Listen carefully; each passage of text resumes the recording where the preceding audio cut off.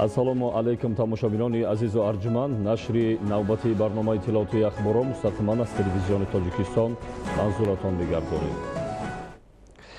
Имрӯз президенти мамлакат муҳтарам Эмомалӣ Раҳмон дар доираи сафари давлатии худ дар Туркманистон аз шаҳри Ашхобод якҷо бо президенти Туркманистон Гурбонгулӣ Бердимуҳаммадов ба шаҳри Туркменбошӣ ташриф оварданд.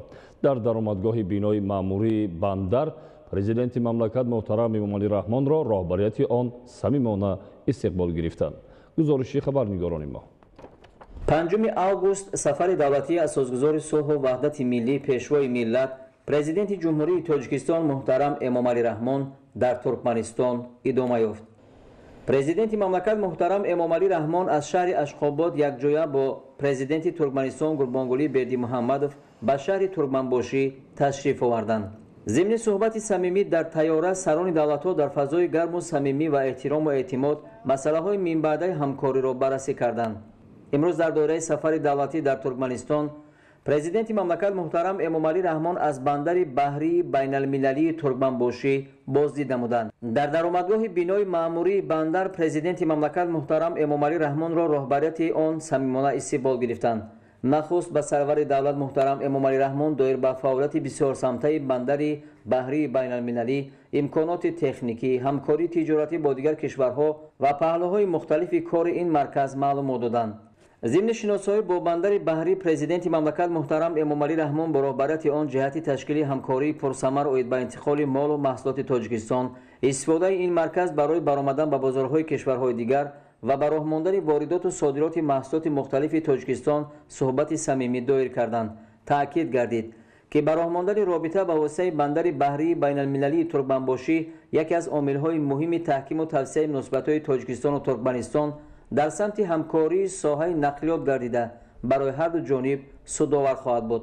дар ҳамин ҷо президенти мамлакат муҳтарам Эмомалӣ Раҳмон ба вазорати нақлиёт, вазорати саноат ва технологияҳои нав ва ба роҳбарияти корхонаи воҳиди давлатии роҳи оҳани Тоҷикистон оид ба истифодаи пурсамари ин бандар дастуру супоришот доданд. ёдовар мешавем ки 4 август зимни мулоқоту музокироти сатҳи олии Тоҷикистону Туркманистон аз рӯи натиҷаи он дар баробари дигар санадҳои нави ҳамкорӣ байни ду кишвар дар соҳаи нақлиёт 3 санад, созишнома байни ҳукумати ҷумҳурии Тоҷикистон ва ҳукумати Туркманистон дар бораи ҳамкорӣ дар соҳаи нақлиёти роҳи оҳан, созишнома байни ҳукумати ҷумҳурии Тоҷикистон ва ҳукумати Туркманистон оид ба ҳамлу нақд, транзити мол ва мусофирон ва созишнома байни ҳукумати ҷумҳурии Тоҷикистон ва ҳукумати Туркманистон оид ба ҳамкорӣ дар соҳаи интиқоли маҳсулоти нафтӣ ва гази моеъи карбогидридӣ ба имзо расид. идомаи ахбор. ваксинагузаронӣ яке аз тадбирҳои муҳим ва саривақтии давлат ва ҳукумати ҷумҳурии Тоҷикистон дар самти мубориза ва пешгирии зиёдшавии бемории сироятии COVID-19 ба ҳисоб меравад. ба иттилои мутахассисони соҳаи тандурустӣ, ягона роҳи пешгирӣ аз бемории коронавирус ин ваксинагузаронии аҳолӣ ва риояи қоидаҳои беҳдоштӣ мебошад. аз ин рӯ аҳолии мамлакатро мебояд барои солимии худ ва наздикон ҳатман аз иммунизатсия гузаранд. гузориши Манушери Сулаймон ва Аҳли Дини Карим. бо мақсади таъмин намудани амнияти санитариву эпидемиологии аҳолии мамлакат, пешгирии паҳншавии сирояти нави коронавирус дар саросари ҷумҳурӣ маъракаи иммунизатсия ҷараён дорад ва тибқи муқаррарот шахсони аз 18 сола боло ба истиснои занони ҳомиладор ҳамаи табақаҳои аҳолӣ марҳила ба марҳила иммунизатсия карда мешаванд. маъракаи иммунизатсия гузаронӣ барои аҳолӣ рафта истодааст ва мо ҳар як шаҳрвандро аз ин иммунизатсия ваксина гузаронии худашонро гузаронанд ва дар ин ҷо масалан тарсу хавф нест. ҳолатҳои масалан ҳастанд ки чунин саволҳо пайдо шуданаш мумкин буд ки аз иммунизатсия ман гузаштам, лекин масалан ман боз масалан бемор мешавам ёне албатта шумо бемор шуда метавонед, лекин масалан дар ҳолати сабук ин аломатҳое ки масалан дар аввали беморӣ агар масалан шумо эм накардагӣ будед, иммунизатсия нагузаштагӣ будед, ки дар шумо ин аломатҳо метавонест ки дар шакли масалан вазнинтар шумо ки ба амал орад. баъд аз ки иммунизатсия гузарондан ин аломатҳо ба назар намерасад. шумо ҳатто худатон намефаҳмед ки масалан ҳамин вирус масалан дар организми шумо ки мавҷуд ҳаст. موافق تعیینات واکسین‌ها توسط مطابقت و آماده ساختن ارگانیسم انسان به محافظت طبیعی و نظام مسئولیت کار می‌کند. ویروس‌ها و باکتریاهای مورد هدف را تشخیص می‌نماید و مقابل آنها مبارزه می‌برد. بعد از ایمونیزاسیا گذراندن همین حالت‌های مقرری هستند. مثلا در هر یک شخص مثلا بلند شدن تب، یعنی که همون جایی که مثلا سوزان دارو گذرانده شده است، یعنی که دردمند می‌شود و رم می‌کند، مثلا بهولی در حس کرده می‌شود. این یعنی که حالت‌های مقرری است.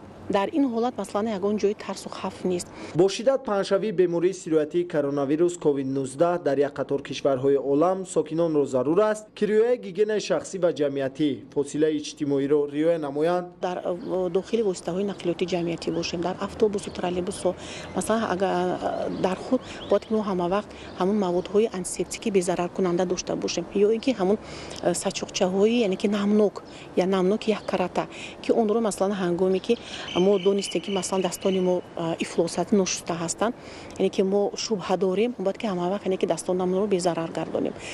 و هنگامی که مثلا از جای‌هایی که جمعیتی مثلا در داخل بازار مثلا باشیم، در داخل مغازه‌های مثلا خوراکواری باشیم، اون مثلا اون جای‌هایی که همین سر آدم باشد حرکت کنیم که مثلا دستانمون رو شویم با دستانی مثلا نشسته به چشم بینی دهانی خود نرسونیم، چون که ما با این که واسطه محض با چشمون بینی دهانی خود میتوانیم که همین دستانی ما که مثلا از همین ویروس و آلودگی هستن میتوانیم که ما یعنی که خودمون رو سیرویت نماییم، بیمار نماییم. و این چنین یعنی که در جای‌های سیر آدم بستن نقاب‌های طبی، نقاب‌های محافظت کننده طبی یعنی که ضرور است. و این چنین استفاده برای این نقاب‌های طبی نه کم از 2 ساعت باید که باشند. بعد از 2 ساعت ما باید که حتما این نقاب‌ها رو به نقاب‌های تازه باید که عوض نماییم. همه دستجمعانه بر ضد بیماری سیرویتی کووید 19 مبارزه بریم و در آن صورت ما میتوانیم موفق شویم. منوچهر سلیمان، اهلدین کریم، مقصد اخبار. یگانه عامل امین نگاه داشتن سالمی جامعه از هر گونه بیماری‌های سیرویتی گرفتن واکسین‌ها ضد بیماری‌های خطرناک دانسته می‌شود. با تشبث حکومت جمهوری تاجیکستان به شهر و ناحیه‌های ولایت مختار کوهستان بدخشان واکسین ضد بیماری کرونا ویروس وارد کرده شد و امروزها روند ایمونیزاسیای اهالی به مقابل این بیماری سیرویتی ادامه دارد. گزارش همکاران ما. مطابق اطلاع طبیبان مرکز سلامتی شهر خاروق به مقصد ثمرناک و سریع وقت گذراندن واکسینه گذرانی از حساب کارمندان این مرکز 5 گروه سیار آماده کرده شده از روز 28 ایول تا به امروز در شهر خاروق ولایت مختار کوهستان بدخشان فعالیت را ادامه داده به ساکنان واکسینه گذرانی را برای گذاشتند. من 2 ماه پیش واکسینه گرفتم و توصیه می‌دهم که این یگانه راهی است که برای پیشگیری این کسالی و باید همه این واکسینه گیرند و سلامتی جمعیت را تامین نمایند. در صحبت با طبیبان معلوم گردید که شهروندان شهر خاروق با درک مسئولیت نسبت سلامتی خود و اطرافیان به این چاره‌بینی پیشگیری کننده اعتبار جدی می‌دهند. این است که شماره شهروندانی که در یک روز از واکسینه برخوردار گردیدند از 1000 نفر زیاد گردیده ایستاده است. برخورداری سر وقتی از واکسینه و رعایت تمام قاعده‌های بهداشت عامل صحتی هر یک شهروند و در مجموع جامعه میباشد. همچنین کارمندان خدمات دولتی آتش نشانی و کارمندان مرکز نظارتی دولتی سانیتاری اپیدمیولوژی شهر خاروق کارهای بی‌ضررگردانی را در حدود شهر آغاز بخشیدند. تاجران با اطلاع از رسانه‌های اخبار عموم بابت گذرانیدن این چاره‌بینی کوشش به خرج داده از راه اندازی نمودن این اقدامات قناعتمند بودند. کارمندان سوختار خاموشکنی با استفاده از معلول گیپلخلرید داخل بازار و پاکسازی نموده برای بهتر نمودن حالت سانیتاری این موضوع سامی ارزشمند گذاشتند. گذراندن چنین چاره‌بینی برای پس نمودن شدت کسالی‌های سرایتی مساعدت می‌کند. در برابر کارمندان سانیتاری اپیدمیولوژی رهبریت بازار نیز به این مسئله توجه خاصه دارد. از روی اطلاع معاون دیرکتوری مرکز نظارتی دولتی سانیتاری اپیدمیولوژی شهر خاروق نوروزبک همانبک چنین پاکسازی من بعد نیز ادامه خواهد یافت. کارکنان مرکز امروز در بازار مرکزی شهر خاروق کارهای بی‌ضررگردانی گذراندن ایستادند. ساکنان ولایت مختار کوهستان بدخشان از ساکنان شهر خاروق خواهش کرده می شود که استفاده بردن نقاب در جاهای سیر آدم و نمودن مسافه بین همدیگری و استفاده بردن معلول‌های بی‌ضررگردانی رعایت نمایند. گذراندن کارهای پاکسازی در حدود بازار شهر خاروق در ردیف رعایت قاعده‌های بهداشتی از جانب سوداگران بازار برای پیشگیری مبتلا شوی به کسلی سرایتی سدی استوار می‌گذارد.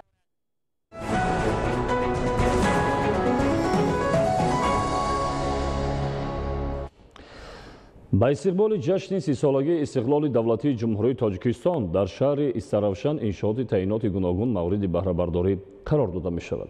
با اقدام مقامات اجرایی حاکمیت دولتی و سهم صاحبکاران بنیاد و نوسازی انشاءات تعیینات اقتصادی و اجتماعی ادامه داشته. همزمان زمین‌های بیکار خوابیده و للمی به گردش کشاورزی وارد کرده شده، باغ و تاکزار نو بنیاد کرده می شود. گزارش مضبوط بابازاده از شهر استراوشان.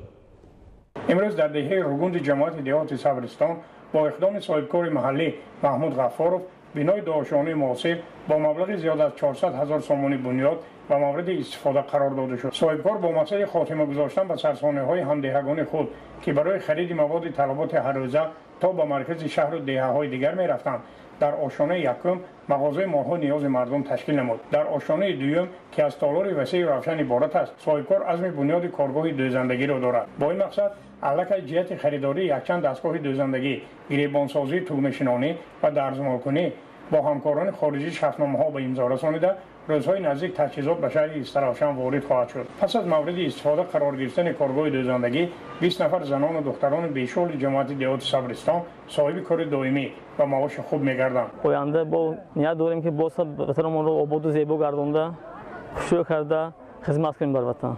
با اقدام صاحبکار دیگری دهه روگون بعید سلطانov در سرگاه راه کلان نقلاتگرد استراوشان صبرستان بنای سرتراشخانه بنیاد و مورد بهره برداری قرار گرفته اهل دهه را شاد و مسرور گردانید. از جانب صاحبکاران و اشخاص احسانکار جماعت دهات صبرستان در سرگاه راه کلان نقلاتگرد روگوند استراوشان گذاشته شدن رمز جماعت دهات و مکان لیوای تاجیکستان صاحب استقلال، شهادت آباد و زیبا و شکوفا گردیدن دهات شهر استراوشان کهن‌زمین ارزیابی می‌گردد. ساکنان جماعت دهات مذکور که اکثرشان را کشاورزان تشکیل می‌دهند، این فعالیت آبادگرانه را از عملی شوی سیاست بنیادگرانه رهبریت عالی مملکت ارزیابی کرده، کوشش به خرج داده ایستادند که از مزرعه‌ها دوسه حاصل به دست آورده به خطر امنیت آذوقه‌واری مملکت را تامین سازند. سهامداران خارجی دهقان انفرادی نوروز بابا در حاشیه این آبادکاری‌ها 29 از 5 هکتار مزرعه نوآباد را به گردش کشاورزی درآورده، در 14 هکتار باغ و تاک، 12 هکتار کشت غله‌دانگی‌ها،